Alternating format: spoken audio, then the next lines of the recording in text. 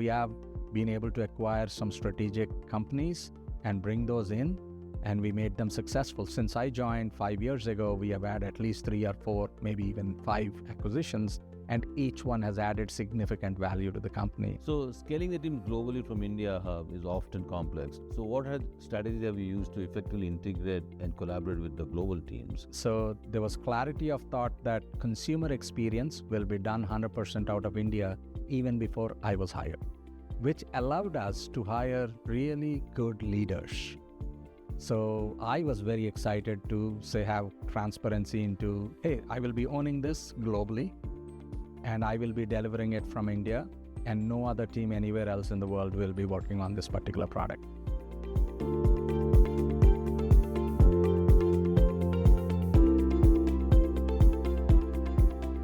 Hello everyone, welcome to another exciting episode of the Zinnov Podcast. I'm Nilesh Thakker, President of Zinnov, and I'm thrilled to be your host today.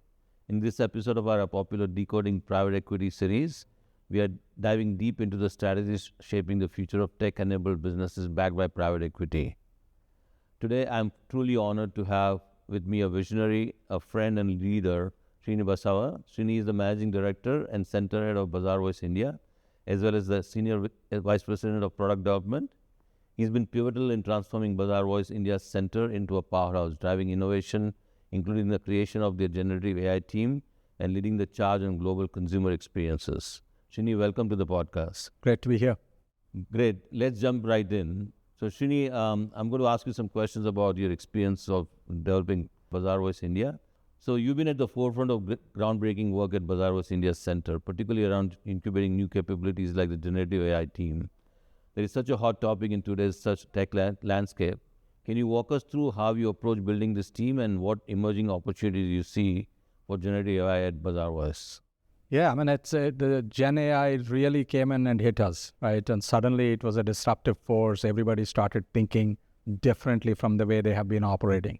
So for us, we actually looked at it more as a tool and a capability to meet specific, challenges that our customers are facing and try and solve those. So we were very selective in applying generative AI or basically any kind of AI. Basically, we have been doing a lot of ML AI for a while, but then now with the generative AI capabilities, we then try to apply it to the next level of, more creative, more impactful capabilities. But we were very selective in identifying problems, trying to solve them, test them with our customers, and then quickly deploy them for our customers. So a couple of examples. We are in the UGC business, right? User-generated content business, where we have the platform where consumers, provide their feedback on products, and then we make that feedback, the authentic feedback, available to other consumers who are trying to learn about the same product, and that's the business we are in. One of the things is we realized is consumers, when they provide feedback, really provide very, very simple words like, hey, this is a great product. Really not useful other than, hey, we have a 5-star rating and a great product, but no additional detail. So we selectively use the capabilities of Gen AI to give them certain things to talk about, like texture. If you're talking about a shirt, right? The type of, cloth, without suggesting them what feedback to give. And we kind of used generative AI to identify certain traits and then gamified that whole thing. And in the process, we were able to have our consumers give us longer feedback. Instead of a single sentence, we were getting 3 to 4 times longer sentences with a lot more characteristics of the product talked about. We don't influence positive or negative, but just kind of gamifying it made them give us more effective reviews. And in the process, the next consumer is able to then use it more effectively and make a better decision.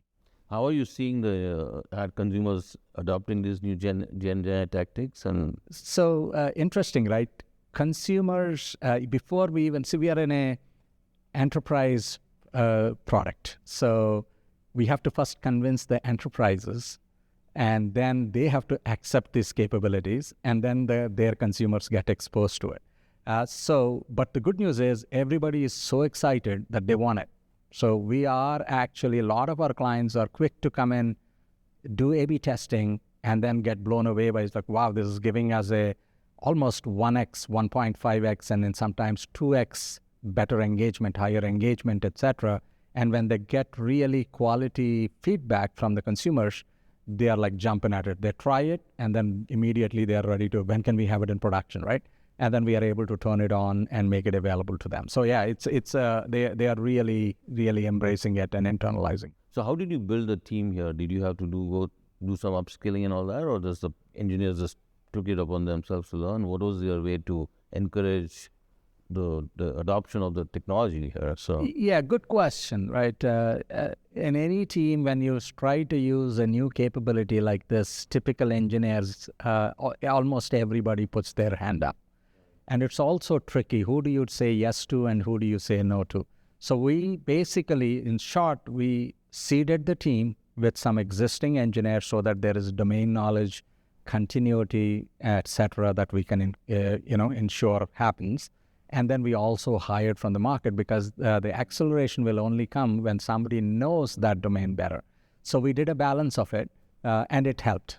So the existing engineers were able to definitely ensure that the knowledge about the domain, the consumers, that part of it, they were able to accelerate and bridge the gap for the new joiners.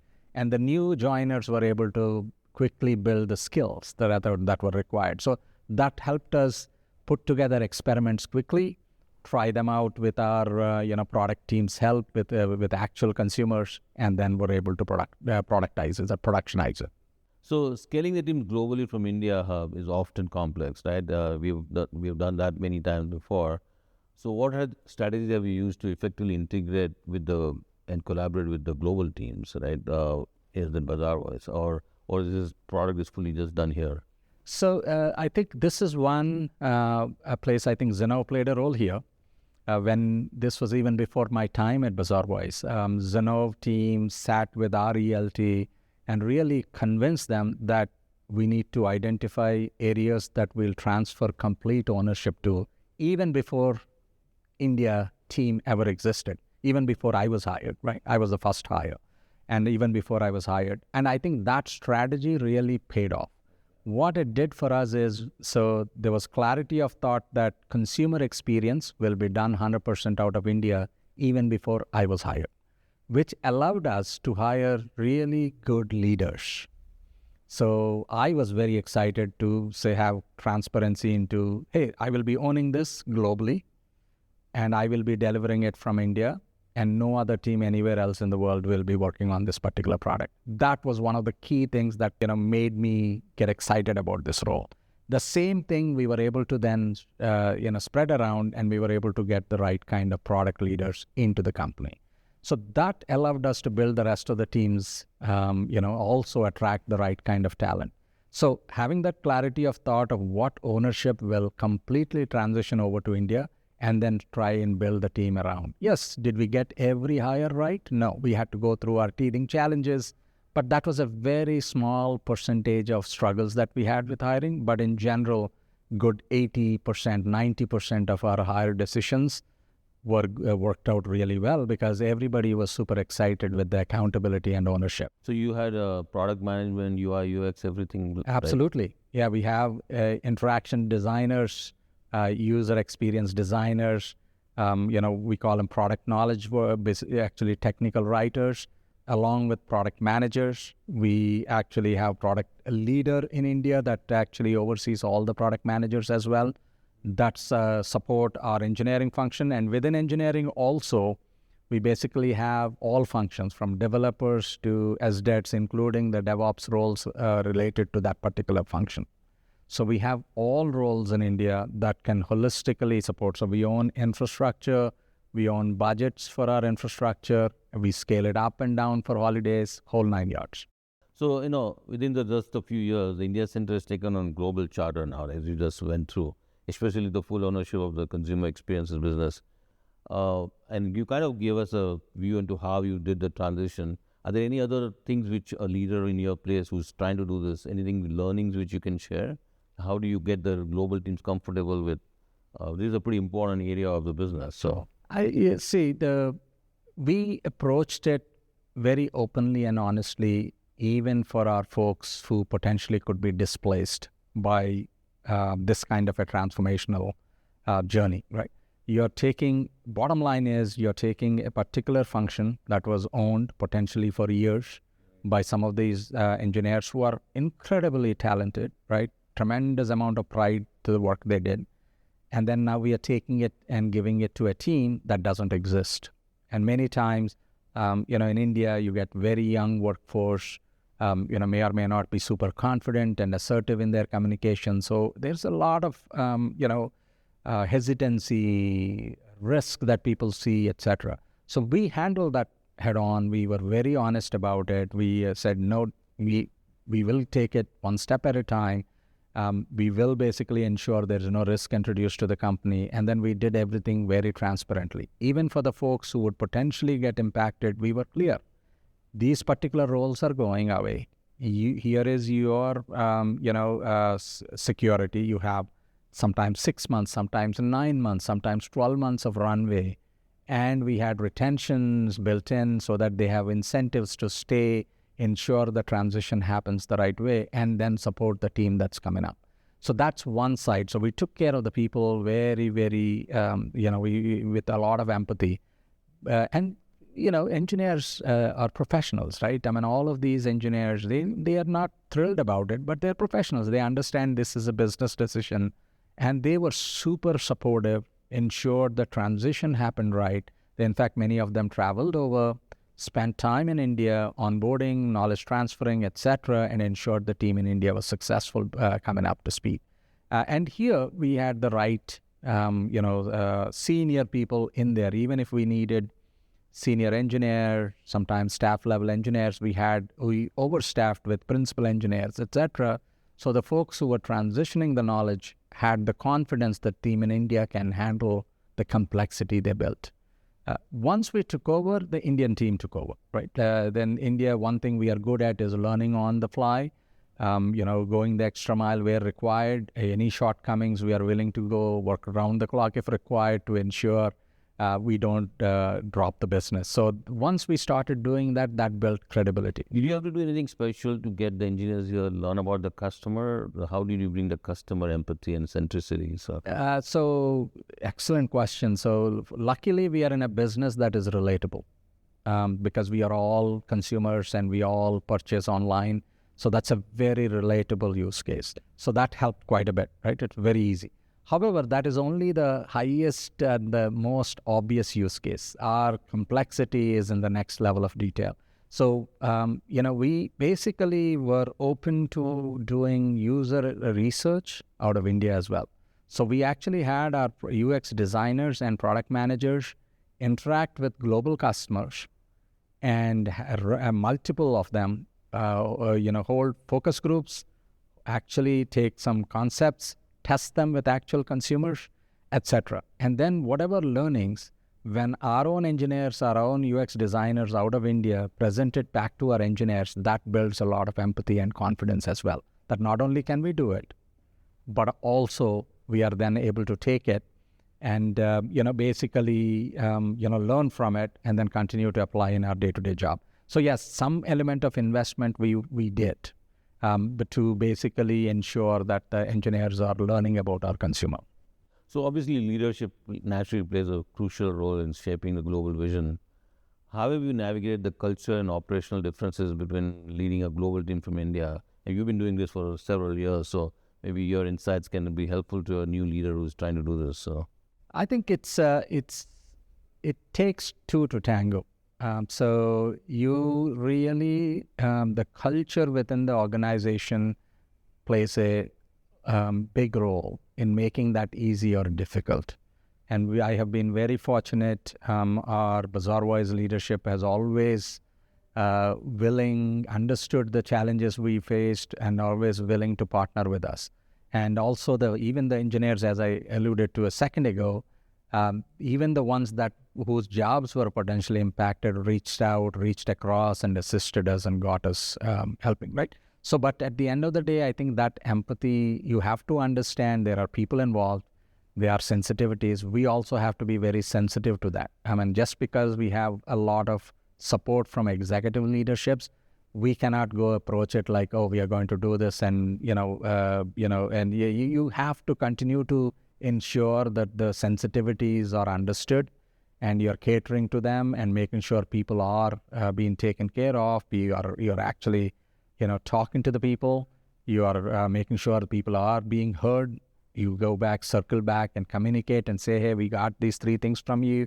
We're able to do these 2, but the other one we are unable to do it. So you have to do a lot of the investment in building those relationships, and then leaning on the same relationships to continue to move things along. And you have to be super patient. Otherwise, it won't work. As a PE-owned private equity company-owned portfolio company, how does Bazaarvoice India Center align with the larger business goals set by the private equity stakeholders? And looking ahead, what are the new capabilities or roles do you foresee the GCC in India playing from PE companies particularly, sir? So, I've been super fortunate. We have had 2 fantastic private equity firms that have supported Bazaarvoice since I joined, Marlin and currently TH Lee. They have given us a lot of freedom, guidance, support, and freedom to do a lot of things. So a lot of people go, yo, you're a PE firm, and they somehow throw sympathy, but I have been like, no, actually, this has been great. I mean, for us. Having said that, really, PE firms are really looking at 2 or 3 things, right? Either, hey, listen, here is a company that needs to transform itself to become profitable.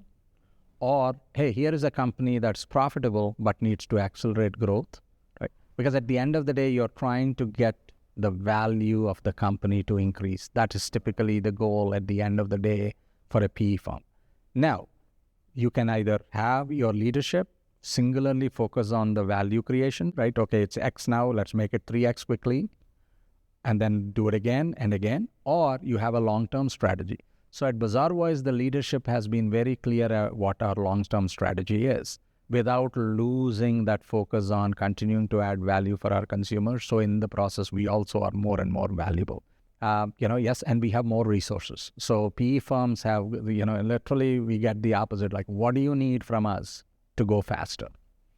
Do you need more funds? Do you want to go acquire companies? So we have been able to acquire some strategic companies and bring those in, and we made them successful. Since I joined 5 years ago, we have had at least 3 or 4, maybe even 5 acquisitions, and each one has added significant value to the company. And the most recent... most of them have been integrated into the India team also? Absolutely. So actually, one of them was a Singapore-based company with a significant amount of their talent within India, and a chunk of that in Bangalore.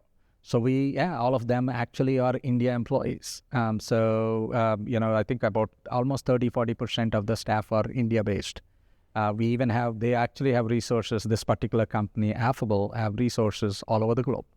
But a good percentage are in India, and we acquired and we integrated them, and they're part of our firm now. So, and we haven't had any attrition. Right? That tells you that it fit in. We were able to bring them in. They have a big charter. We're deploying a product that's coming out, which hasn't been released to press yet. And by the time this launches, it'll probably be news. And this team is focused on building that, and everybody is committed to getting it done. So it's worked beautifully for us, and we will continue to do this. So thank you for taking us through this incredible journey. I mean, it seems like you've done a lot of product integrations, all kinds of stuff, bringing the full product here. Your work is truly inspiring. And I'm sure our listeners have gained invaluable takeaways from your leadership, global scaling, integration of mergers, innovation at PE-backed companies. Thank you for sharing your experiences with us. My pleasure. Thank you. And thank you to all of our listeners for tuning into this insightful episode of Zinnov Podcast. Stay tuned for more in-depth conversations with industry leaders like Srini and experts driving innovation across the globe. Until next time, this is Nilesh Thakker signing off. And be sure to subscribe to our podcast and look forward to the new episodes in the future. Thank you, Srini. Thank you for listening to the Zinnov Podcast Decoding Private Equity series. We hope you enjoyed listening in and found the information shared here useful.